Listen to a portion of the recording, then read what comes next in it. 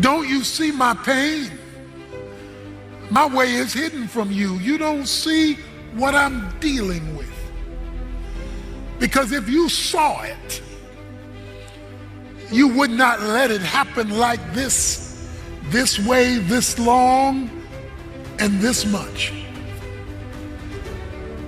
The justice due me is not fair.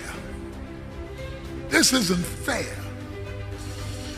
I shouldn't be hurting like this, crying like this, struggling like this, discouraged like this. Where are you, God?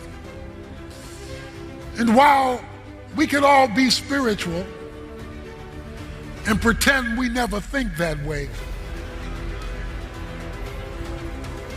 there are those times in our lives when God seems to be conspicuously absent, unlocatable. Job put it this way. He says, I looked north and couldn't find him. I looked east, I looked west, I kept looking and I couldn't find him.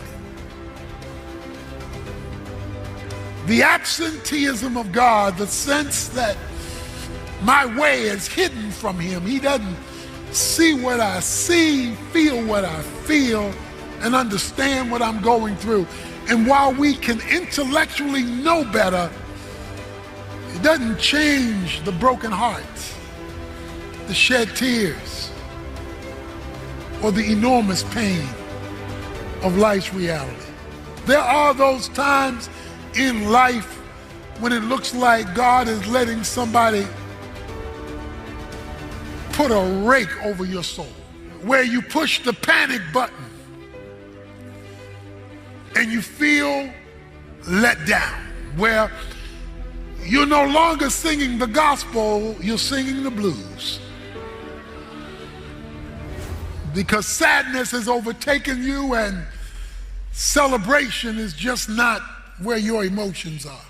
You must retreat to the character of God in the crisis of life, regardless of the emotion in the circumstances. And when life hits you and you're looking for God and you don't see him, you have to retreat to what you know. He's everlasting, which means he's not limited to time and space. He's creator. So his power is able to oversee, overrule anything. And his omniscience, his understanding is inscrutable. He is the unfigure-outable God. Let me serve notice on you right now. God is hard to understand. He can be extraordinarily confusing. His understanding is inscrutable. It doesn't always add up. You think he's going this way, and he does a curve on you. And he doesn't make sense. Deuteronomy 29:29 says, God has secret things, things that he doesn't tell anybody, things that he chooses not to explain. Sometimes he will explain. Sometimes he will give you reasons. Other times he will hold it close to the vest, either for a time or for all time. You can ask God a question, but you can't question God. Let me say that again. You can ask God a question, but you can't question God. Now, what's the difference? To ask him a question is to say, God, would you help me to understand that? To question God is to challenge him. Your children can ask you a question, But that's different than your children challenging you. When you ask a question, you may or may not get an answer. When you challenge, you're demanding an answer.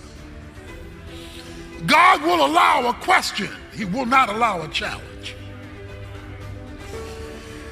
His understanding is inscrutable. You try to figure out what God has chosen not to reveal, and you're going to need all of Walgreens, Bayer, Excedrin PM.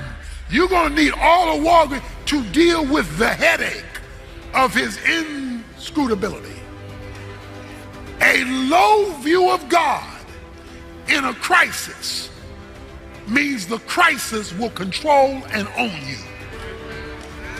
A high view of God in the crisis means that the crisis has no longer the last word. Do not settle for the creation. Don't go looking at the stars for your horoscope. He says, I made those stars. They don't dictate your future. I dictate your future. I am a king and I'm not a Burger King where you get to have it your way. He says, I want you to recognize me even in the crisis of life. But we live in a day of the dumbing down of God.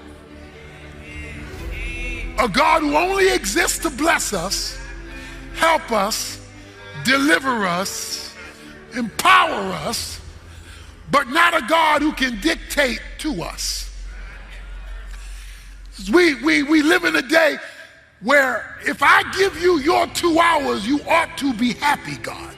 And so when the world caves in and we're not used to dealing with the character of this God, we got all these blame games on God. Because he is God when times are up, and I had to remind myself he is God when times are down. He is God when babies are born, and he is still God when mates are deceased.